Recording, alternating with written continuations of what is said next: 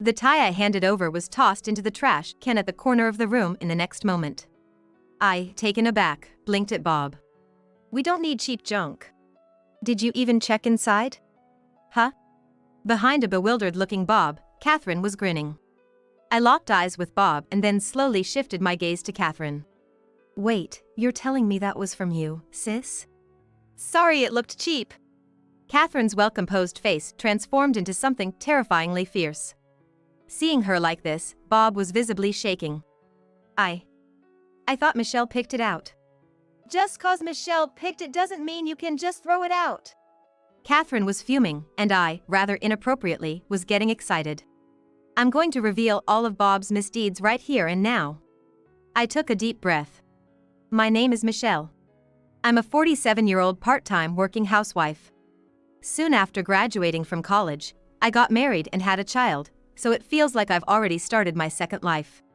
But with Bob still actively working, and me working a full-time part-time job for the last 10 years, we haven't had time for things like traveling. So, this second life is pretty much business as usual." I met Bob in college. It was just a regular college, but they had active clubs, especially the basketball team, which was top tier nationally. And the captain of that basketball team was Bob. He was tall and well-built, the team's main player and ace. Back then, Bob was quite popular, and I, being one of the team managers, never thought he'd choose me. But he did, even confessing his feelings for me. I felt on top of the world. He proposed when I was in my senior year of college, assuring me he was financially stable as he was already working. My parents, having also married as students, had no objections, so half a year after starting my senior year, we got married. We had a simple but decent wedding, and I was very happy. The first year of our marriage was smooth sailing. I had decided not to go full-time because Bob's company frequently relocated its employees, so I continued my part-time job.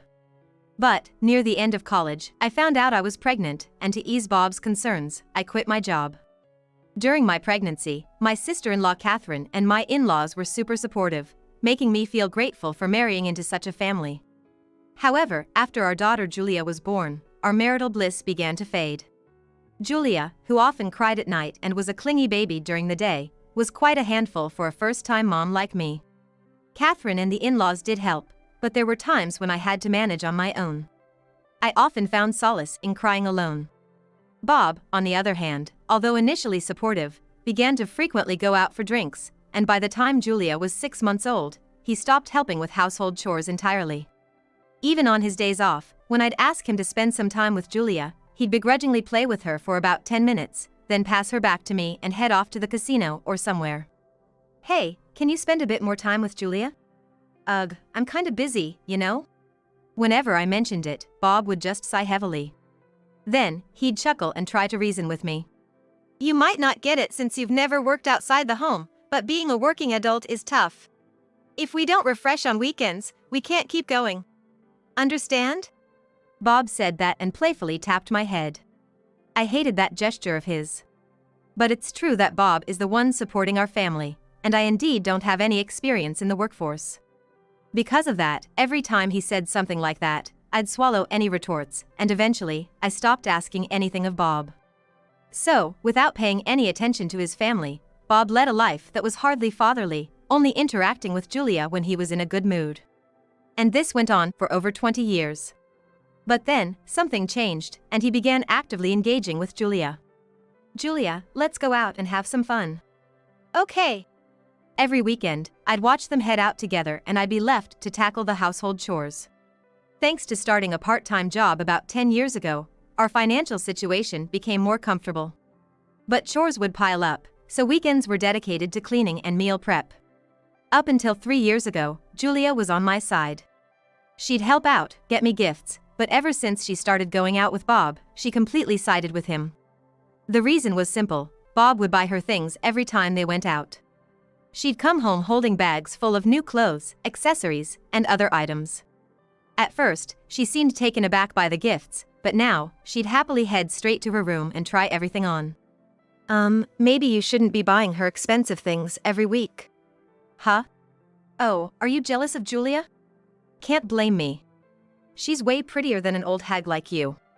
Bob laughed it off and headed to Julia's room. Indeed, Julia, lively and radiant like Bob, is undeniably beautiful. She seems aware of it too, and, not to brag, but she's gorgeous enough to be a celebrity. I, on the other hand, am rather plain. But I'm only 45. There's no reason for him to call me an old hag.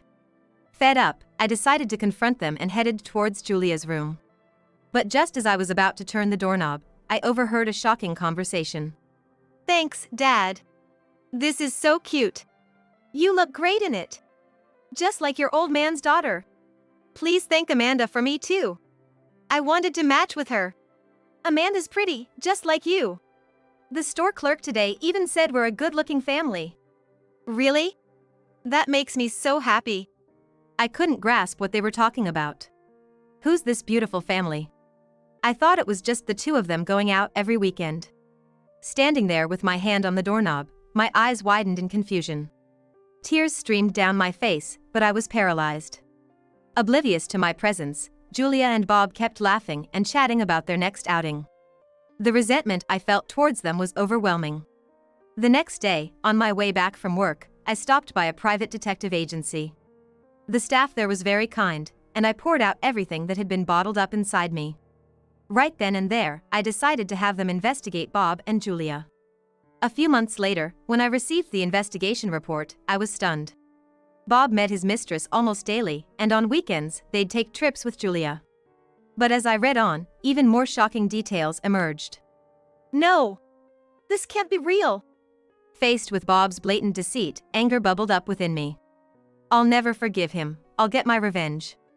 Just as that thought crossed my mind, a message pinged on my smartphone. It was from Catherine, inviting me to a celebration at their family home in honor of Bob's recent promotion. I hadn't heard a word about Bob's promotion, but I decided to accept Catherine's invitation.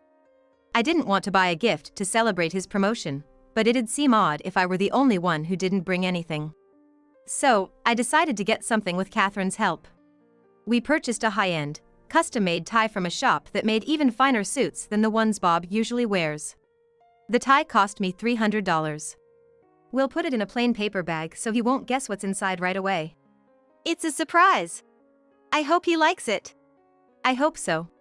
Imagining her younger brother's happy face, Catherine looked pleased. A part of me felt guilty, but my desire for revenge against Bob was much stronger. With determination, I moved forward with my plan. The day of Bob's celebration arrived. As we were leaving the house, Bob noticed the plain bag in my hand and couldn't hide his disappointment. Without a word, we headed to the family home. Once there, Bob's parents and Catherine joined us, and we enjoyed a delightful meal. "Shall we start with the gifts? Who wants to go first?" Me. Happy promotion, Dad." Julia handed him a no-brand handkerchief. Though it came in a neat box, it didn't look particularly expensive. But Bob, who usually loved branded items, accepted it with a smile. It's unusual for Bob, who's always loved branded items.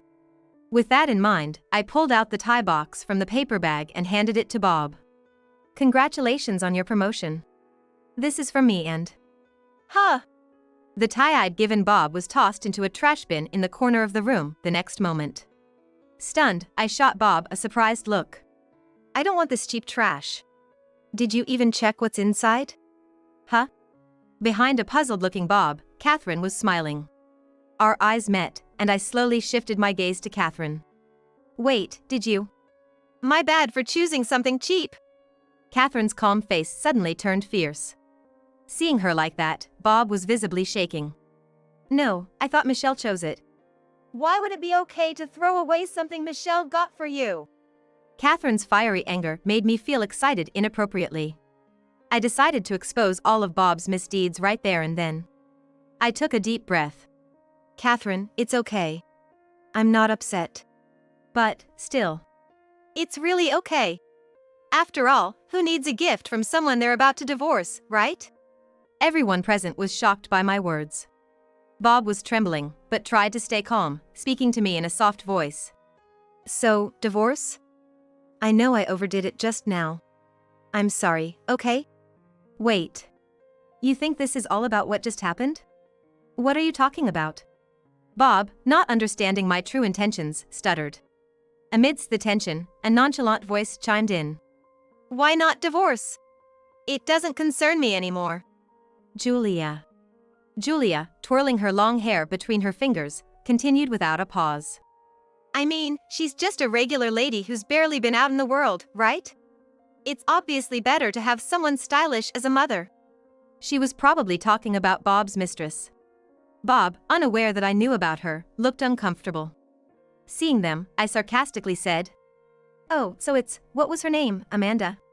Isn't she more to Julia's liking? How do you know about Amanda? Bob was visibly panicked at my revelation of his affair. Julia, however, remained unaffected. I said to the two of them, dripping with sarcasm. See, you've lost your love for me and you want to remarry, right? Too bad I don't have the time or the interest in someone else right now. Well, you see. Suddenly, all eyes in the room were on Bob, who was struggling for words. Julia, for once, seemed to think something was amiss and stopped playing with her hair to observe Bob. Making up reasons to cheat and convincing Julia of them, you just don't want to look bad, huh? What do you mean? Julia looked confused as she pressed Bob for answers. It made sense, after all. Bob had told Julia that I was having an affair and was considering divorce. He even said that when he introduced her to his mistress, they were keeping their relationship a secret because I was reluctant to divorce, but they planned to marry as soon as they could. When I learned of this, my head ached.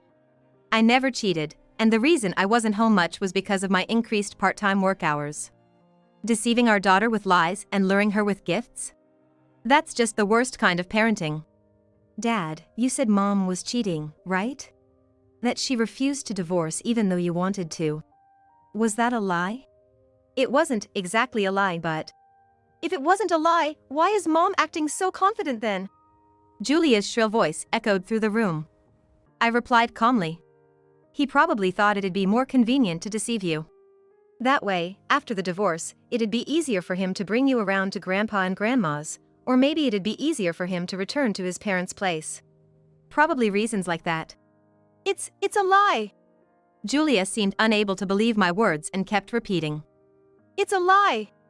Bob was visibly shaken and pale. I handed him the business card of a divorce attorney. Wait, Michelle, can we discuss the divorce? Aren't you planning to marry, what was her name, Vanessa? It seems Julia likes her quite a bit, so I don't see a problem. But, we've been together for over 20 years, there's a bond. The bond you're talking about isn't with me, it's with the alimony you don't want to part with, isn't it? I said sharply, and he glared back, clearly struck by the truth. The image I once admired was nowhere to be seen. He just looked like a regular middle-aged man. It's only now that I realize my feelings for him have completely vanished. Is that true? Suddenly, Catherine's voice cut through the tense room. Bob visibly flinched. The real person to be feared in this house wasn't the in-laws, it was Catherine. She had been engaged to a man who cheated on her and had been single ever since. Despite her beauty and being the center of attention wherever she went, Catherine rejected all advances after her engagement was broken off. You know I despise men who cheat, right? Yes. So why did you do this? You hurt Michelle. What were you thinking? Catherine's voice was steady, but there was an undertone of quiet anger. Everyone in the room was on edge. Bob was shaking, his face pale. Right now, the best thing you can do is accept the divorce, pay the alimony, and then cut ties with this family. Got it? Cut ties? Why? Because I can't stand the idea of such a terrible man being part of our family. Catherine shot back. Bob's eyes widened in shock, and he slouched in disbelief. Those words must have hurt, especially since Bob had always been so close to his sister. Tears began to form in his eyes. Michelle should be the one crying. You don't have any right to shed tears, Catherine said, not letting up. Bob remained silent, his gaze dropped. I then decided to hand him another document to seal the deal. Oh, by the way, I got this from Amanda. I informed him. You met Amanda? Bob exclaimed. When he saw the document I handed him, his eyes darted back and forth in confusion. It was a formal request for alimony. What? What's this alimony claim all about? Isn't it because you lied about being single? Bob looked as though he had completely forgotten that he had lied. Turns out, Bob met Amanda at a dating event held at a high-end hotel. He forged documents to appear single and approached Amanda. To ensure there's no discrepancy with reality, he said the reason for the divorce was his ex-wife's infidelity. Though they were divorced, she still hadn't left. Both he and his daughter were struggling, but since she was doing all the housework, he treated her as if she were just a housemaid. He believed that if he found someone else to marry, his ex-wife would give up on reconciliation and finally leave. He kept asking Amanda to wait a little longer while he convinced her. When Amanda told me all of this, I was fuming inside. When I showed her our marriage record and explained that we weren't divorced and that I had never cheated, Amanda apologized profusely. She offered to pay alimony, but since she believed he was single when they started dating, I didn't feel like demanding it. I have a message from Amanda. She doesn't want to see you ever again. What? Most likely, Bob was thinking of having Amanda cover his living expenses in exchange for the alimony he owed me. Bob's face was one of utter despair. Mom, I'm sorry. I had no idea. Julia timidly apologized beside the silent Bob. Having a 25-year-old daughter who can't differentiate right from wrong and takes her mother for granted is unacceptable. You don't have to apologize. I replied coldly. Mom, after the divorce with Dad is finalized, you'll have to leave the house. What? Why? I sighed at Julia's reaction. The house we live in is in my name. I inherited the property when my relatives passed away, which is why Bob and I started living there. I had mentioned this to Julia before, but she seemed to have forgotten. No matter how deceived you were, your attitude towards your mother is unacceptable. I can't forgive you anymore. I'm sorry, but you'll have to leave with Dad. No, please. Mom, let's live together happily again. Please. Julia begged, her voice filled with desperation. I coldly stared at the frantic Julia. Then, my usually silent mother-in-law chimed in. Bob and Julia, please never come back to this house. What? Mom? Bob looked up in shock at his mother's words. My mother-in-law was fuming, her face red with anger. Seeing her like that, Bob couldn't hide his shock and shed tears. Julia was just frozen in shock, seeing the usually kind-hearted mother-in-law change so drastically. I don't want to talk to people who hurt others like you. Please leave, she firmly said. Bob was taken aback. Suddenly, my father-in-law stood up, grabbed Bob by the collar, and dragged him out of the house. At first, Bob banged on the house door and shouted, "Let me in." But when the neighbors started gathering, he left with Julia. Back at my in-laws, I enjoyed some tea and cake my mother-in-law prepared, finally having a moment of peace. I then filed for divorce.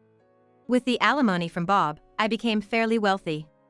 As for Bob, not only did I take the savings he'd been hiding, but it also came out that he had forged documents at the dating event. His colleagues, who had attended the same event, exposed his lies at work.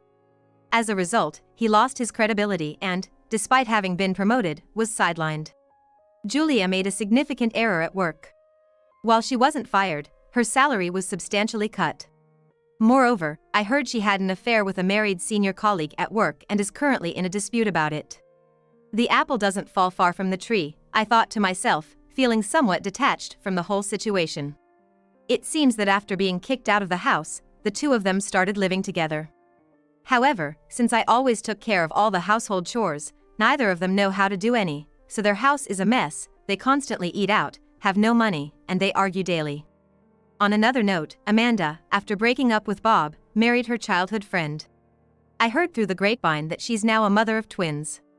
Even though she must have been hurt being deceived by Bob, it's good to see her moving forward and grabbing a happy future. I felt a sigh of relief. I thought our relationship with my in-laws and Catherine might end because of what Bob did, but we're still on good terms. According to Catherine, she considers me like a sister, so our bond won't break so easily. I'm really grateful to have such a kind-hearted family-in-law. And guess what? Catherine recently got herself a boyfriend. He's 5 years older than her. Even though Catherine used to say she'd never marry again, he's so gentle and understanding that he could melt her stern heart. Recently, I heard from my mother-in-law, in a secret sharing tone, that Catherine has been sneaking bridal magazines into her room. It was heartwarming to see her act so cute about it. As for me, I was promoted to a full-time position at the company where I was working part-time, and I'm really hustling. Life is pretty busy, but living just for myself is quite fun. I sold the house and started living on my own. It was quite a shock when all my moving boxes fit into just one cardboard box. Now, I'm slowly getting furniture that suits my taste. Living surrounded by things I love makes me so happy, and no matter how busy I am, when I get home, I feel so refreshed and recharged for the next day. I often think I should have made this change sooner. Recently, a colleague has asked if I'd like to adopt a cat. Life with a cat? Sounds good. With these thoughts in mind, I decide to live my life, being true to myself.